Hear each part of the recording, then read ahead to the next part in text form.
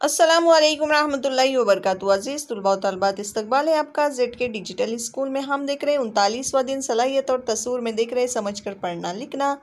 जमात है प्यारे बच्चों, चहरुम और मजमून उर्दू। आओ मालूम करें दिए गए इक़्तबास को बगौर पढ़ना और समझना।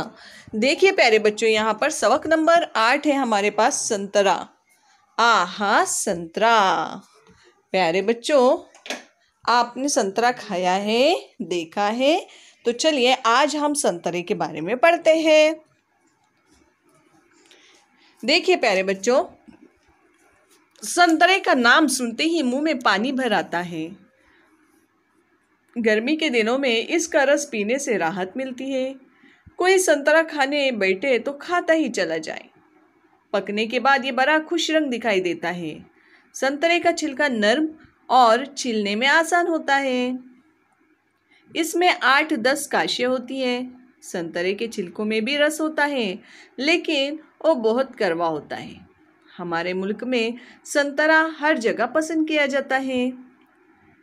इसकी सबसे बड़ी मंडी नागपुर में है। नागपुर संतरे का शहर कहलाता है। यहाँ से दुनिया के मुख्तलिफ मुल्कों में भी संतरे भेजे जाते हैं। गरीब अमीर हर कोई संतरा पसंद करता है। कुछ लोग खाने की बजाय संतरे का रस पीना पसंद करते हैं। संतरा सेहत के लिए बहुत मुफीद है।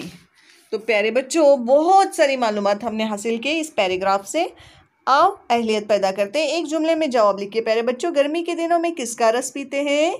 तो गर्मी के दिनों में संतरे का रस पीना पसंद करते हैं। संतरे की सबसे बड़ी मंडी कहाँ है? तो संतरे की सबसे बड़ी मंडी नागपुर में है। संतरा सेहत के लिए कैसा फल है? संतरा सेहत के लिए बहुत मुफीद फल है।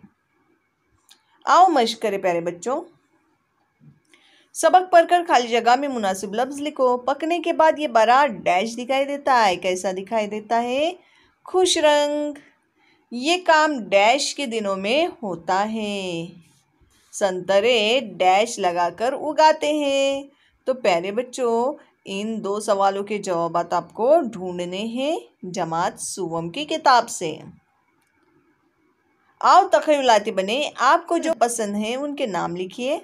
तो सबसे पहले हम लिखेंगे आम, क्योंकि वो फलों का राजा है। दूसरा लिखेंगे हम सेब। तीसरा लिखेंगे हम संतरा। चौथा लिखेंगे हम चीकू।